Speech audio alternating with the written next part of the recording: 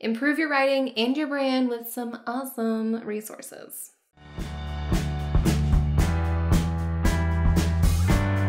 Hi fellow happy writers, my name is Vivien Reis and I want to help you write, publish, and market your novel. Today I'll be going over my 5 favorite resources as well as 5 of my favorite writing books to improve your writing and yourself as a brand. If you want to improve your writing you need to read. So I've put together a list of my favorite books on the writing craft specifically that I have found tremendous value in. Links for everything are down below. I've got a lot of links this time. First up, let's start with the resources.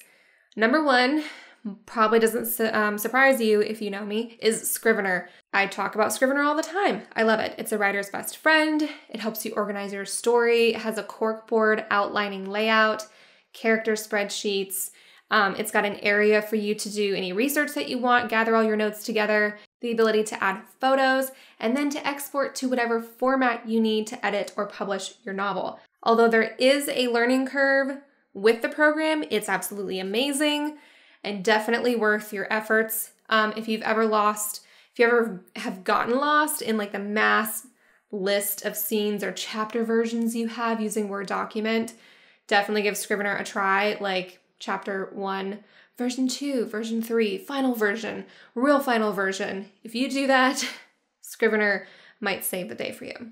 I do have some videos linked in the iCards on Scrivener. The same company also has a brainstorming program called Scapple that I'm interested in trying. I've heard some good things about it, but I don't know too many people that have used it.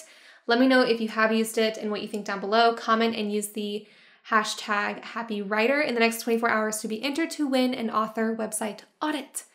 Winner will be chosen tomorrow, January 24th. Anyway, this leads into number 2, Wix. This is my new jam. I used to use WordPress and switched over to Wix because of the ease of use with this. If you're not into coding or if web design scares you, use Wix. The learning curve is so much easier to manage and it's so much faster. This is the reason why I switched over. You give up some certain customizations, but they're constantly making improvements to fill that little tiny gap, and I mean it is tiny. There's not much you're giving up here for authors and for writers. I think it's perfect, and it keeps you from spending hours and hours doing something other than writing, which most of us do not like. I don't like website design. Number 3, Google Docs. I feel like this one's kind of a little boring, but even if I'm using Scrivener, I'll draft inside Google Docs if I'm out and about without access to my Scrivener program. This is because I don't have it on my phone, because I have an Android and they only have an app for iPhone. The great thing about Google Docs, if you have a computer, if you're on the computer, you can dictate into the program without any additional software.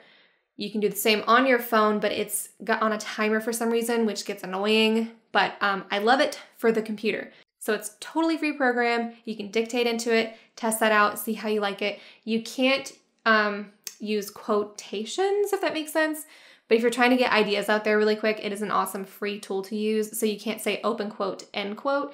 They don't have like a quotations command in Google Docs yet. I don't know why, but it's still great. And if you still say open quote and end quote, you can just Control F and turn those into quotes afterwards.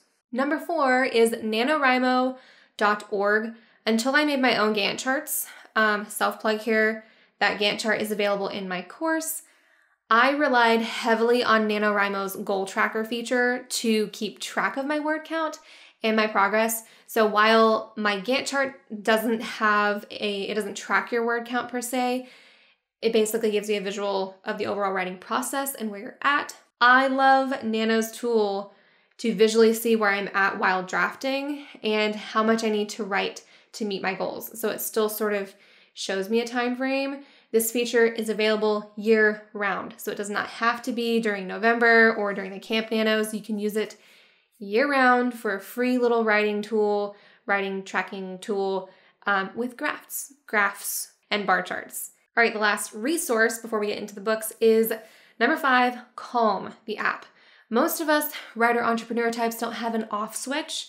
I'm a health nut and I like to take a lot of vitamins and supplements, and the foods that I eat are meant to give me more energy, which is great, but I don't ever really come down off of those uppers. I'm not talking about drugs, but you get me. In a go, go, go hustle, it's difficult to stop and just calm down, but you need to. For your own sustainable mental health, you need it. So Calm is an app that gives you access to a ton of guided meditations, and it allows you different background sounds like scenes that you can play to whatever preference that you want. Make sure to research for any coupons available for the Calm app, as they frequently run promotions, usually sometimes on their website and on Groupon as well. This is not sponsored, by the way. I've been using Calm for a long time just to calm down. All right, so whether you borrow from your library or you purchase them for your own book, here are 5 books that will help improve your writing. Quick note, I subscribe to Scribed. I didn't realize what I did there.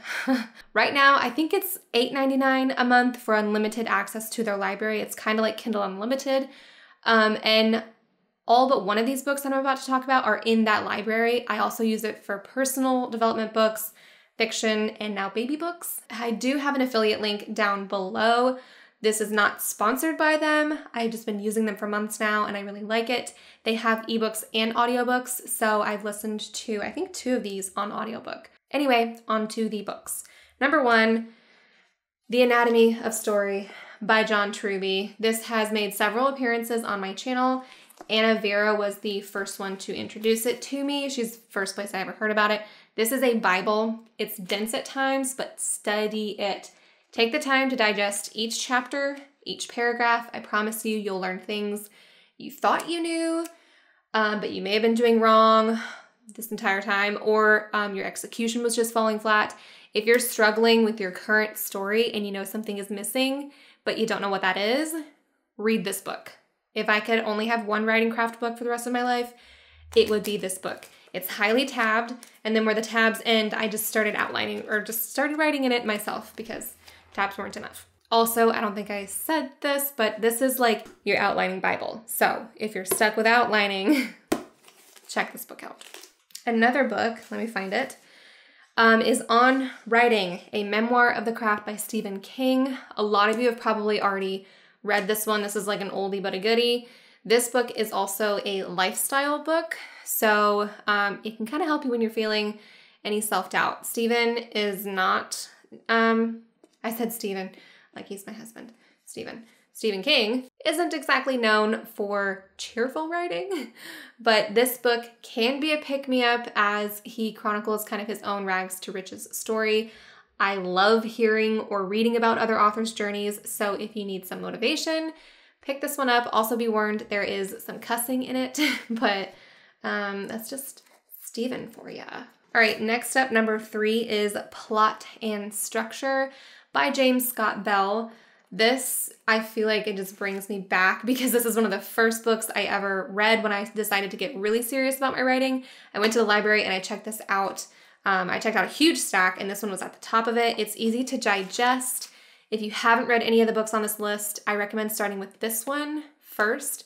It has great information on plot structure, but it isn't as dense as John Truby's book. I ended up purchasing this one myself, but I need to sit down and reread it soon because it's been a while. James Scott Bell also has a lot of other writing books that you can check out as well. I think I've read his one on dialogue. That one's pretty good too. Number 4 is Save the Cat. I just realized that most of these are outlining.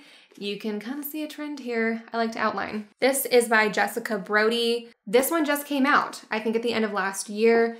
If you haven't heard about it already, it is a spinoff, like a novel spinoff or a book spinoff of Blake Snyder's Save the Cat for Screenwriters. And confession here, I have not finished this novel yet, but it's got great points so far for outlining and I've heard fantastic things about it. I'm about halfway through as I'm filming this and I've already had plenty of epiphanies about little tidbits that need to be in my story.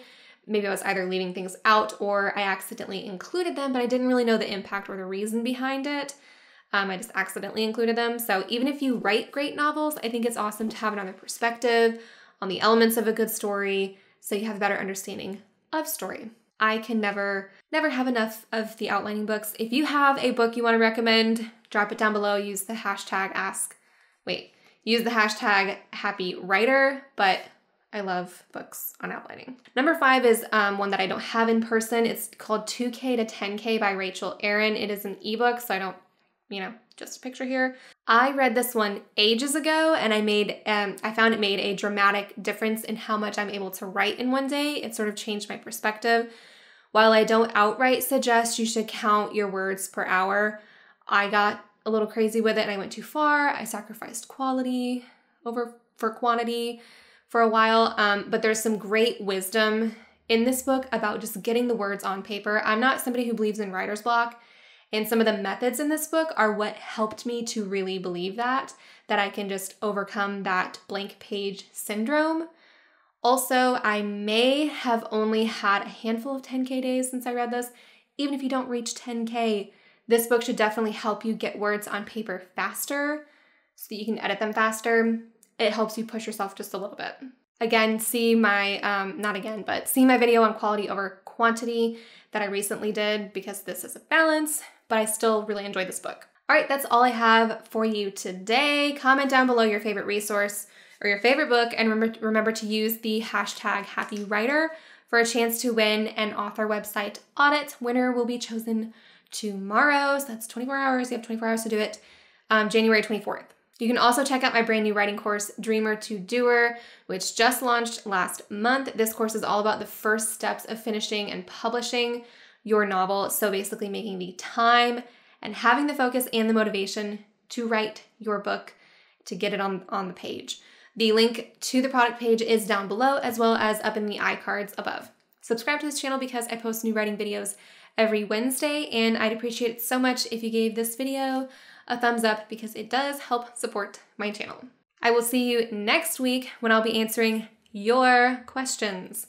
It's a frequently asked video all about brainstorming and outlining, coming off of me talking to y'all about outlining and plot books. All right, until then, happy writing.